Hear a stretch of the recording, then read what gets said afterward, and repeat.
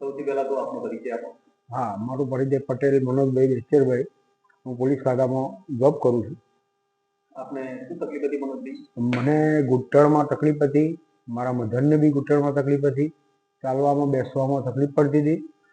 બરાબર. અને એમાં શેના થકી રાહત થઈ તમને?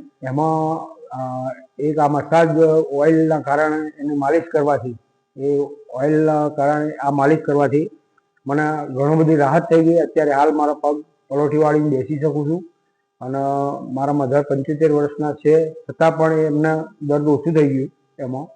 એટલે આનો બહુ સારો એવો મળ્યો છે અમને. કેટલા સમયમાં રાહત થઈ ગઈ? આ લગભગ 7-8 દિવસ થયા. દરરોજ ડેલી રાતે મસાજ કરતા હતા. 7-8 દિવસના પીરિયડમાં અમને આરામ થયો.